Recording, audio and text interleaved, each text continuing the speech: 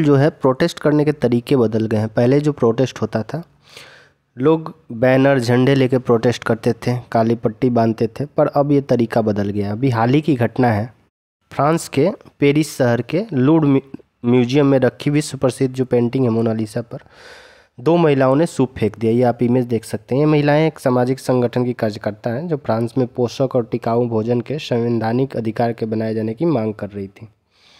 और इससे पेंटिंग का तो कोई नुकसान नहीं हुआ, ये बुलेट प्रूफ ग्लास में रखी गई है। अगर इस पेंटिंग की बात करें तो ये 1911 में ये चोरी हो चुकी थी, 1913 में इसे बरामद किया गया था। इसके बाद इस पेंटिंग की जो सिक्योरिटी है फ्रांस के स्पेशल डिफेंस यूनिट करती है। 16वीं सदी में इस पेंटिंग को लियोनार्डो दा विंची ने बनाया था और ये दुनिया की बेशकीमती धरोहरों में से गिनी जाती है। इसको बुलेट प्रूफ ग्लास कवर में रखा जाता है। यही वजह है कि जब पेंटिंग पे सूप फेंका गया तो इससे पेंटिंग को कोई नुकसान नहीं हुआ। और ये फूड काउंटर अटैक के जो महिलाएं हैं, सदस्य हैं, उनके द्वारा ये किया गया था। इसके पहले भी 2022 में इस पे केक फेंका गया था इस पेंटिंग पे। अगर इस पेंटिंग की बात करें तो ये इसके पहले भी कब 1911 में इसकी चोरी हो गई थी।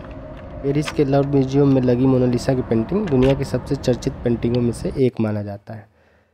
और इसकी जो उस मुस्कान है, बनावट, कलर और खूबसूरती के अलावा ये पेंटिंग चोरी होने की वजह भी बहुत फेमस है। 21 अगस्त 1911 को मोनालिसा की पेंटिंग चोरी हो गई थी।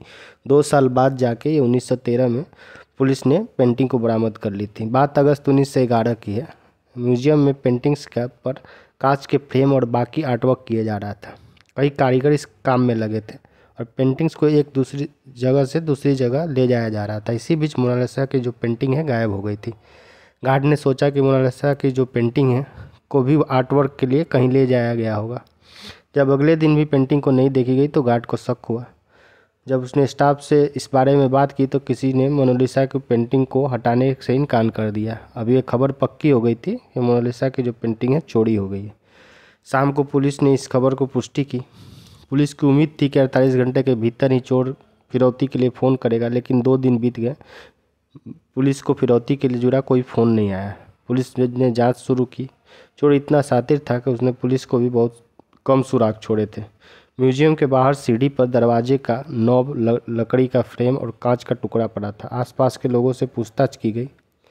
एक प्लम्बर ने बताया कि उसने दरवाजे की नॉब को खोलने में एक व्यक्ति की मदद की थी। लकड़ी के फ्रेम पर एक शख्स का फिंगरप्रिंट थे। म्यूजियम में काम करने वाले सभी लोगों को फिंगरप्रिंट्स उससे मैच किया गया, लेकिन वो किसी का नहीं था। बाद में पुलिस ने मोनालिसा के पेंटिंग्स के लिए 6000 पोस्टर्स लोगों में बंटवाए। म्यूजियम की छानबीन की गई। इस छानबीन में मोनालिसा की पेंटिंग को तो नहीं मिली, लेकिन म्यूजियम के पहले की गुम हुई चीज़ें ज़रूर मिल गई। 7 दिसंबर को पुलिस ने एक संदिग्ध को गिरफ्तार किया। 2 साल तक पुलिस जांच करती रही, लेकिन कामयाबी नहीं मिली। इसी बीच फ्लोरेंस के एक आर्ट डीलर के पास एक लेटर आया। इस लेटर को विंसेंजो नाम का एक शख्स ने भेजा था। इसमें लिखा था कि उसके पास मोनालिसा की जो है पेंटिंग है। डीलर विंसेंजो के साथ पेंटिंग खरीदने के लिए फ्लोरेंस के एक होटल में मीटिंग फिक्स की गई थी और इसी मीटिंग में विंसेंजो को गिरफ्तार कर लिया गया। विंसेंजो म्यूजियम में पेंटिंग के लिए कांच का फ्रेम बना रहा था। इसी दौरान उसने पेंटिंग को चुरा लिया था। बाद में विंसेंजो को 15 दिन की सज़ा सुनाई गई और 7 महीने बाद ही उसको बाद में रिहा कर दिया गया था। और इस तरह बाद में एक स्पेशल डिफेंस यूनिट बनाया गया जो अभी मोनालिसा का जो पेंटिंग है उसकी सुरक्षा करता है। इससे जुड़ी ये खबर थी दोस्तों।